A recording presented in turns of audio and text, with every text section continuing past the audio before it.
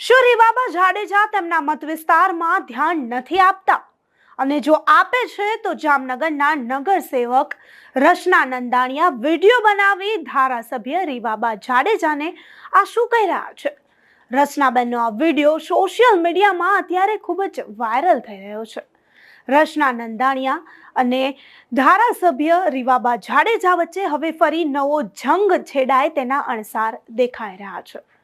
નમસ્કાર, હું અમરીન અને તમે જોઈ રહ્યા છો નિર્ભય ન્યૂઝ. અત્યારે સોશિયલ મીડિયામાં કોંગ્રેસ નગરસેવક રચનાબેનનો એક વિડીયો ખૂબ જ વાયરલ થઈ રહ્યો છે, જેમાં તેઓ રીવાબા જાડેજાને ઊંઘમાંથી જગાડી રહ્યા છે. તે કહી રહ્યા છે કે રીવાબા, ટાઈમ મળે તો તમારા મત વિસ્તારમાં આવજો. અહીં ઘણા બધા વિસ્તારો અને ઘણી બધી સમસ્યાઓ છે જેનો નિવેડો આવતો નથી, અને અમે જ્યારે પણ સમસ્યા લઈ રજૂઆત કરવા જઈએ છીએ તો અમારી રજૂઆત કોઈ પણ સાંભળતું નથી. રચના નંદાણીયા જામનગરની પ્રી મોન્સૂનની કામગીરી પર સવાલો ઉઠાવી રહ્યા છે અને ધારાસભ્ય રીવાબા જાડેજાને કહ્યું કે અમારું કોઈ પણ અહીં સાંભળતું નથી, તેથી મારે મજબૂરીમાં આ વિડીયો બનાવવો પડ્યો અને તમને રજૂઆત કરવી પડી. ત્યારે રચના નંદાણીયાએ રીવાબા જાડેજાને આડે હાથે લીધા અને જામનગરમાં તેમના જે મત વિસ્તાર છે જ્યાં પણ પ્રી મોન્સૂનની નબળી કામગીરી છે ત્યાં તેમણે સવાલો ઉઠાવ્યા. ત્યારે રચના નંદાણીયાએ રીવાબા જાડેજાને આડે હાથે લેતા શું કહ્યું તે સાંભળી લઈએ.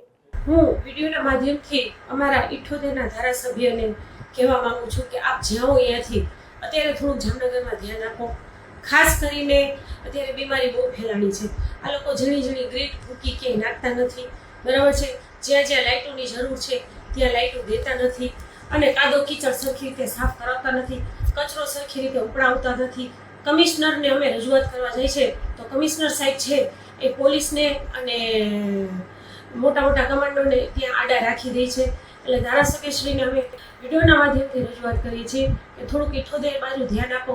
હાપા આવાસમાં ફૂલ ગંદકી છે, એ લોકોને નથી લાઇટું, ત્યાં બહુ રાતે ખરાબ બનાવ બને છે. એવી જ રીતે લાલવાડી આવાસમાં પણ ખરાબ, એ લોકોને પણ નોટિસ આપી છે, ત્યાં પણ કચરો સાફ રેગ્યુલર થતો નથી અને ત્યાં પણ બીમારી ફેલાણી છે. એવી જ રીતે 1404 આવાસ ખાલી કરાવ્યા છે, એ લોકોને પણ લેખિતમાં નથી આપ્યું. તો આ બધી વસ્તુમાં ધ્યાન આપો. અને એની સાથે સાથે આપની સમક્ષ છાપામાં આપણે વાંચ્યું હોય કે ન વાંચ્યું હોય કે જે ઝાડામાં ચેરમેન તરીકે અત્યારે કોણ હોય, ઝાડામાં અત્યારે જે આપણે કમિશનર સાહેબ હોય એવી રીતે ઝાડાના જે સર છે એ મારા ખ્યાલમાં ચાર્જમાં કમિશનર સાહેબ છે કે નહીં મને ખબર નથી, પણ આની પહેલાં તો આપણા જૂના કમિશનર સાહેબ હતા જે ચાર્જમાં હતા, અને કેટલી બધી જગ્યાઓ એને હેતુફેર કરી અને કરોડોનો ભ્રષ્ટાચાર કરી અને અહીંથી વયા ગયા. અત્યારે એવું સંભળાય છે કે 18 જેટલી જમીનોનો હેતુફેર કર્યો છે. તો આ હેતુફેર કરી અને એ ચાર્જમાં કોણ છે, આપણા કમિશનર સાહેબ છે કે બીજા કોઈ ચાર્જમાં છે? તો આવી બધી જગ્યાઓનો હેતુફેર કરવામાં આ બધામાં જ પડ્યા છે. એમાં આ નાની વસ્તુમાં ક્યાંય ધ્યાન દેતા નથી. તો આ બેનશ્રીને હું રિક્વેસ્ટ કરું છું કે આપ જામનગર આવો અને બેઠા ખાલી લોકોના ફોનથી પ્રશ્ન સોલ્વ કરો તોય પ્રશ્ન સોલ્વ થઈ જશે, અને આ ભ્રષ્ટાચાર થતા અટકાવો. જે આવે એ જામનગરને લૂંટીને વયું જાય છે, જે આવે એ જામનગરને લૂંટીને વયું જાય છે. 2.5 વર્ષ માટે ચાર્જમાં મૂકે છે અને જામનગરને લૂંટીને વયું જાય છે. અને બાકીનાઓની હાલત અહીંયા બહુ ખરાબ હોય છે. આવાસની હાલત એકદમ અત્યારે ખરાબ છે. અમારા સ્લમ વિસ્તારની હાલતો એકદમ ખરાબ છે.